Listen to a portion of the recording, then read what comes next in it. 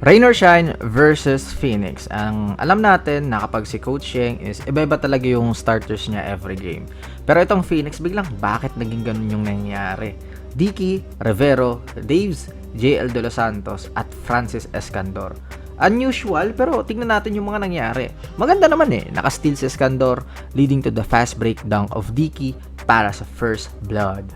Medyo slow to get back yung Rain or Shine dito kahit kakasimula pa lang ng laro, and na-take advantage yun ni Dicky, muscling his way through the defense of Manaytay. Another 2 points para sa kanya. Makakagbawi naman yung Ross courtesy of the 3-point shot of Nokum, and pag ito talaga naging consistent yung outside shooting niya, he will be a different kind of beast dito sa PBA, and maybe a Gilas call-up coming soon.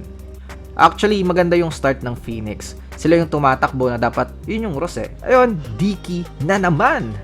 Yung mga puntos ng Rain or Shine is now coming from half-court sets. Ito, Jalen Johnson outside shot. Pero yung shooting niya in this game is medyo rough. A good solid opening frame for both teams na ma-maximize ng Phoenix yung advantage nila attacking the paint. And for Rain or Shine, andyan pa rin naman yung outside kahit nawawala yung transition offense nila. Sa second quarter, para to sa Rain or Shine. Tuloy pa rin yung magandang outside shooting ng locals. Tapos yung ball movement nila is nakikip pa rin naman Kumbaga, kahit na-take away ng Phoenix yung running game, marami pa ring weapon yung Ross. Tapos nung na-cover na ng Phoenix yung outside ng Ross, syempre, counter dyan ng coaching ni Coach Yeng is to attack naman the paint. So, yung mga close out. Johnson doing that. Tapos naman si Santillan yung next. Ganyan sila, merong chess match yung coaches. Sana all, no? Tapos sa latter part ng first half, ayun, nung nagkaka-chance sila tumakbo, they are doing it. Johnson giving it to Nokum para lumipad sa fast break. Grabe, how can you stop that, diba? Tapos nung nakaka-stop yung Ross, pace na nila yung nangyayari, kaya lumobo yung kalamangan nila. David to Roque for the end one. 44-29 sa first half, lamang ang Rain or Shine. Sa third quarter, para naman to sa Phoenix, they came back with half-court sets. Tio, mid-range gaming. Tapos sila yung maraming open shots dahil sa kanilang mga playmakers.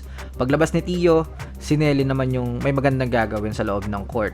Tapos sirang-sira yung Rain or Shine dahil nag-decide si Johnson na maging selfish sa larong to.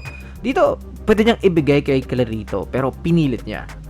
Ito naman yung post niya. Hindi to Rain or Shine basketball kapag nakatunga nga yung 4. Another 4 shots para sa Rain or Shine. Sa endgame, Nokum is now pulling up from the 3-point area and it's good. Pero nakabawi naman sa kabilang banda si Ken Taffen.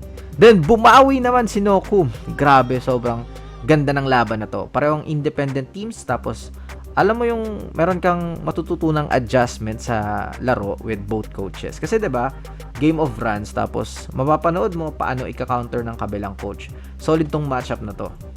Tapos Nelly will orchestrate the offense, simple PNR action. So yun, ganun lang yung basketball, 2 points. Tapos dito parang same yung ginagawa ng Phoenix kung paano butasan yung Ross, attack or attract the second defender para malibre ng mga easy points. Ayokong maniwala sa ganito pero medyo may halong malas din talaga kasi madudulas si Mamuyak dito. At isa pa sa paborito ko sa matchup na to is yung gusto nating i-hype na Adrian Nokum versus Richie Rivero.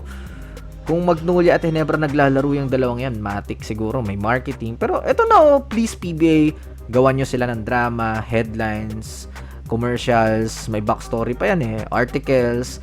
Tas ito yung problema ng Rain or Shine. So kapag close game or naghahabol sila, mawawala yung identity Nagiging more on isolations, tapos mga force shots yung ginagawa nila, which hindi sila yon.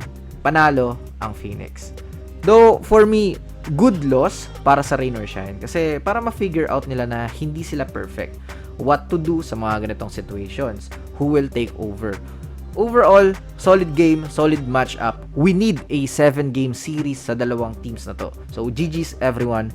Good night.